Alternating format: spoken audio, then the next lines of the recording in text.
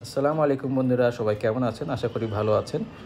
গত জানুয়ারি মাসের মাঝামাঝি সময়ে আমরা অফিসিয়াল পিকনিকে পূর্বাচলের সিশেল পার্কে ঘুরতে গিয়েছিলাম। সিশেল পার্কটি 300 ফিট থেকে খুব বেশি ভেতরে নয়। আপনারা গুগল লোকেশন সার্চ দিলে খুব সহজে পেয়ে যাবেন।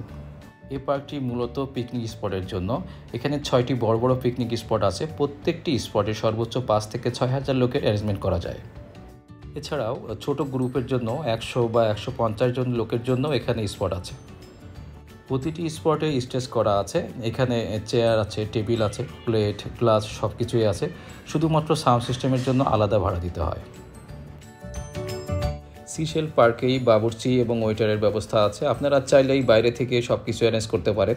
এছাড়াও এদের নিজস্ব ফুড প্যাকেজ আছে। সেখান থেকে আপনারা পছন্দ মতো মেনু সিলেক্ট করে সেই মোতাবেক আপনাদের প্যাকেজটি সাজাতে পারেন। তবে আমার এক্সপিরিয়েন্স হলো, যদি নিজেরাই সব কিছু ব্যবস্থা করা যায় সেক্ষেত্রে খরচটা কম হবে এবং মানটাও অনেক ভালো হবে। সিশেল পার্কে ডে লংয়ের এন্ট্রি ফি 400 থেকে 600 টাকার মধ্যে হয়ে থাকে। শুধুমাত্র শুক্রবার এবং শনিবারে চার্জটা একটু বেশি থাকে। সিশেল পার্কের মধ্যে যে রেস্টুরেন্টটা আছে এটি মূলত বাংলা এবং চাইনিজ বেসড। অর্ডার দিলেই আপনারা খাবার পাবেন। আধা ঘন্টা থেকে 40 মিনিট অপেক্ষা করতে হবে। আমরা রাতের খাবার খেয়েছিলাম, বেশ ভালো ছিল। দাম খুব একটা বেশি না, খাবারের মানটাও ভালো ছিল। ভিডিওতে আপনারা দেখতে পাচ্ছেন সিশেল পার্কের হোটেল রুম এবং রিসিপশন। হোটেলের রিসিপশনটা বেশ সুন্দর ছিল, অনেক সাজানো গোছানো ছিল, চমৎকার দেখতে ছিল। ছবি তোলার জন্য বেশ পারফেক্ট একটা জায়গা ছিল। সিশেল পার্কের হোটেল রুমগুলো বেশ বড় ছিল, বেশ সুন্দর ছিল। তবে আমার কাছে মনে হয়েছে এখানকার ভাড়া অনুযায়ী সুবিধা কম ছিল। এটা যেহেতু পিকনিক স্পট, এই জন্য এখানে রাতে না থাকাই ভালো। আমরা অবশ্য রাতে ছিলাম, আমাদের এক্সপিরিয়েন্সটা বেশ ভালো ছিল, কোনো সমস্যা হয়নি। সিশেল পার্কের ম্যানেজার এবং প্রতিটা স্টাফের বিহেভিয়ার অনেক ভালো ছিল।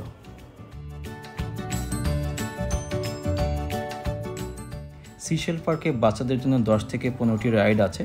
তবে ফ্রাইডে স্যাটারডে ছাড়া বাকি দিনগুলোতে সবগুলো রাইড চালু থাকে না। রাইডগুলোর চার্জ মোটামুটি কমই ছিল।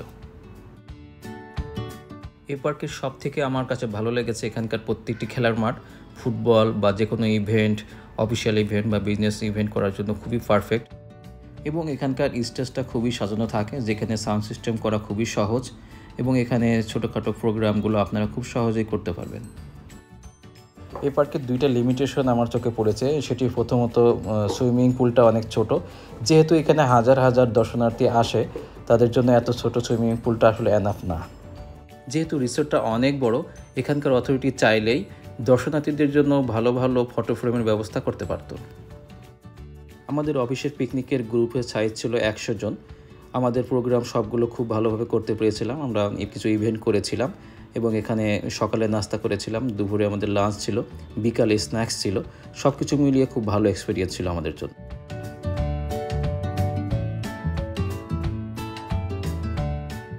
আপনারা ভিডিওতে দেখতে পাচ্ছেন রেস্টুরেন্টটা বেশ গোছানো ছিল, খুব চমৎকার ছিল। এখানকার ওয়াশরুমটা খুব ভালো ছিল, এখানকার চেয়ার, টেবিল এবং প্রত্যেকটা বাসনকোসন খুবই চমৎকার ছিল। রেস্টুরেন্টটা বেশ খোলামেলা ছিল। আমাদের ফ্যামিলি নিয়ে এখানে খাওয়া দাওয়া করতে বেশ স্বাচ্ছন্দ্য বোধ করেছিলাম। সব কিছু বিবেচনায় আমার কাছে মনে হয়েছে এই রিসোর্টটি ডে লং ট্যুরের জন্য খুবই ভালো। গ্রুপ পিকনিক বা অফিসিয়াল পিকনিকের জন্য খুবই ভালো একটি জায়গা। এই রিসোর্টটিকে আমি যদি ওভারঅল রেটিং করি সেক্ষেত্রে 10-এর মধ্যে 8 দিব।